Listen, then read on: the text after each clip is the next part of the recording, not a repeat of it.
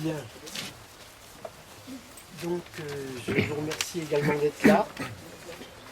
C'est vrai que si je tiens compte de tout ce petit monde, eh bien, messieurs les présidents, messieurs les élus, messieurs, etc.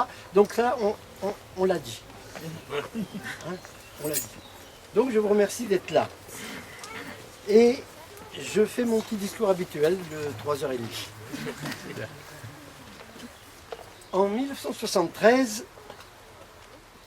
le conseil municipal de Pérouse, à l'initiative de son maire, M. Claude Navion, et du secrétaire de la mairie de Pérouse de l'époque, M. Frédéric Gendeur, dont le fils est parmi nous, ont adopté le projet d'un cours de tennis, pas d'un cours de tennis, d'un terrain de sport. D'un terrain de sport. Gilbert, tu étais là. Donc, il avait été évalué à 41 500 francs, dont 16 600 de subventions, le reste faisant partie du budget de 1973. Le terrain de sport a été créé, a été utilisable en 1975. Les préfabriqués, qui ont servi de vestiaire, ont été achetés en 1976. Je n'ai pas pu trouver le prix. Bref, le projet équivaudrait aujourd'hui à une dépense d'environ 6 500 euros.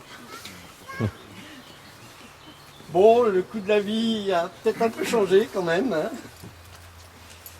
La valeur de l'euro aussi d'ailleurs. Ce magnifique outil que vous avez sous les yeux a coûté hors taxe environ 180 000 euros. 215 603 TTC.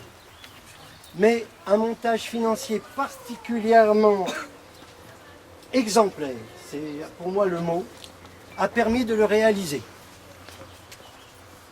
Monsieur Meslot, député de notre circonscription, en est le principal artisan avec la subvention du Conseil général. Subvention parlementaire, 60 000 euros. Conseil général, 54 000. Et il faut que vous sachiez que ces 54 000 dans le fonds départemental de l'agglomération ont été la part de Chèvremont pour 27 500 euros et Pérouse pour la même somme. Donc, à partir de là, on sait que Chèvremont a en août versé 15 000 euros. Merci à eux aussi.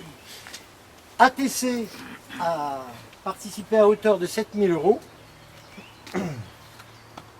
Pour être honnête, il faudrait rajouter également le retour de TVA que la commune a perçu dans les 2 années qui ont suivi.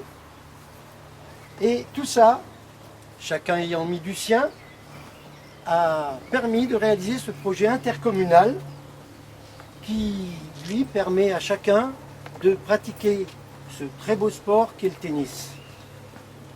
Et je sais, on a réussi déjà, le club a réussi déjà à couvrir une partie, qui restera à suivre, c'est pas difficile. Donc, 7 jours pour demander.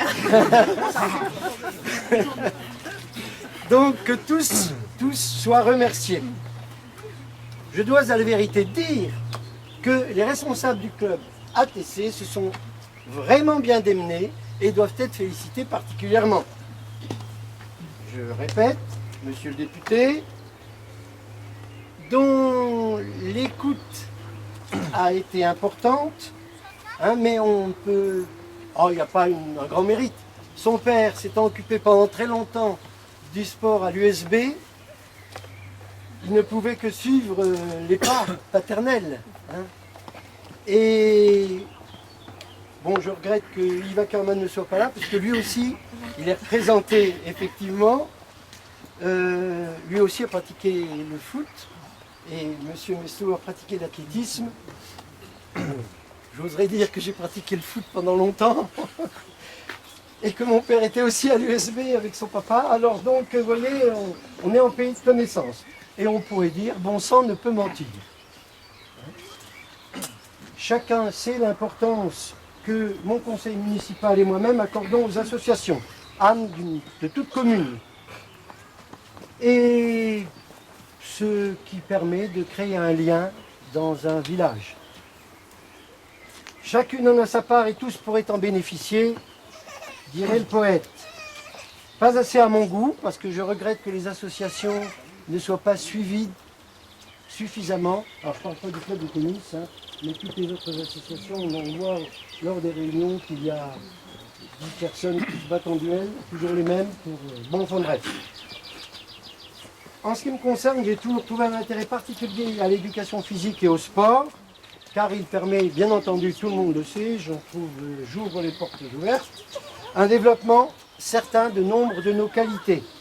Le goût de l'effort, la volonté, la concentration, la résistance, l'esprit d'anticipation et, j'ajouterai, même pour le tennis, l'esprit d'équipe. Car quand on est ensemble, même seul sur un court déjà ou en double, et qu'on se retrouve après dans cette salle par exemple, automatiquement ne peut naître que la convivialité, que l'esprit d'équipe, que le plaisir d'être ensemble. Bref, nous avons accompli avec ce travail l'adage latin mens sana in corpore sano, un esprit sain dans un corps sain, et bien entendu, chacun d'entre vous y participe. Enfin, je n'oublierai pas de remercier les différents comités pérousiens et leurs présidents qui, du tennis club de Pérouse à Autruche TC, ont bien travaillé. Je n'oublie pas non plus que ce club a failli mourir et que à un moment, il y avait presque plus de monde, alors que les fêtes d'antan drainaient 180 à 200 personnes, hein, lorsqu'elles étaient organisées par le club. Et je sais qu'aujourd'hui, on a retrouvé ce nombre parmi les participants à ATC. Donc, il a failli mourir et c'est Bruno Meunier qui, dans le cadre de Via Pedrosa, une association que nous avons fait naître, enfin, qui l'a, alors là, fait éclater, hein, et donc, à la suite de Bruno, qui a été président en 3 ans, je crois, ou 4 ans. Ouais, jusqu'en 2000, je crois. Voilà, hein, j'ai mis 1997 à 2000. Ça doit être ça, mais il n'y a pas de place, hein, c'est de mémoire. Ensuite, l'équipe du président René Bochung, puis celle de la présidente Christelle Thievé, et donc leur équipe, parce qu'ils ne sont pas tout seuls. Hein, il y a des noms qu'on retrouve de part en part, et ils ont bien repris le flambeau. Ensuite, la fusion, il faut parler aussi de la fusion avec Chèvremont, qui a été non seulement une excellente idée, mais qui a été encore accrue par la fusion avec Besson. Le nom, Autruche TC, qui est attaché à nos valeurs et à nos racines locales, de par son nom, l'Autruche, le grand fleuve qui est dans notre coin. Hein. Et Autruche TC, c'est tailler une réputation certaine, si j'en juge par la présence de cette magnifique assemblée, dont le président de la Ligue de Franche-Comté, et ça va plus loin, excusez-moi de ne pas en connaître plus. Bref, merci à vous d'être là, et bravo à tous les artisans de ce magnifique travail.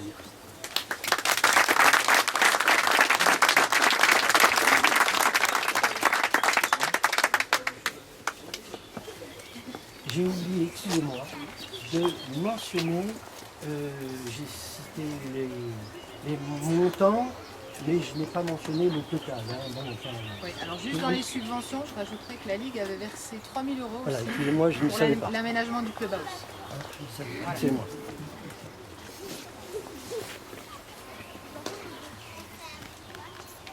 Monsieur le maire a remercié tout le monde de la présence. Je ne connais pas leur protocolaire, mais voilà. Merci à tous d'être là. Je vais reprendre un petit peu dans le même genre le discours de Monsieur Houille, mais en expliquant un petit peu plus le cheminement du projet. Donc ces installations sont opérationnelles depuis quelque temps déjà. Et si l'inauguration peut paraître tardive, quoi qu'il vaut mieux tard que jamais, Il nous semblait en effet important de remercier l'ensemble des personnes qui ont contribué à la réalisation de ce projet et à créer cet environnement plus que propice à la pratique de notre sport et qui est sans nul doute une des raisons de l'essor de notre club. Alors je vais vous raconter en quelques lignes le cheminement donc, du projet qui occupe une grande partie de l'histoire du club sur les 10 dernières années. Nous sommes en juin 2000. Après de nombreuses années de gloire chacun de leur côté, les clubs de Perouse et Chèvremont vivotaient. La solution de la fusion s'imposait, une première dans le territoire. L'humour étant le moteur du club, nous ne pouvions adopter qu'un nom très expressif. L'autruche, en dehors d'être un animal très sympathique, a aussi le même nom qu'une rivière alentour où se jette le Trovert qui traverse Perouse et Chèvremont. L'évolution du club nous a donné raison quant à ce choix de nom.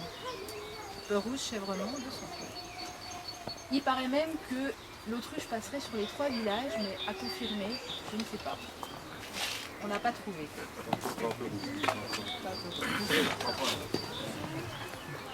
Les effectifs grimpants de 49 en 2002 à 107 en 2007, la compétition se développant, ainsi que les cours pour enfants, les installations devinrent vite trop étroites. En 2002, un projet de 2 cours côte à côte est d'abord envisagé à Chèvremont.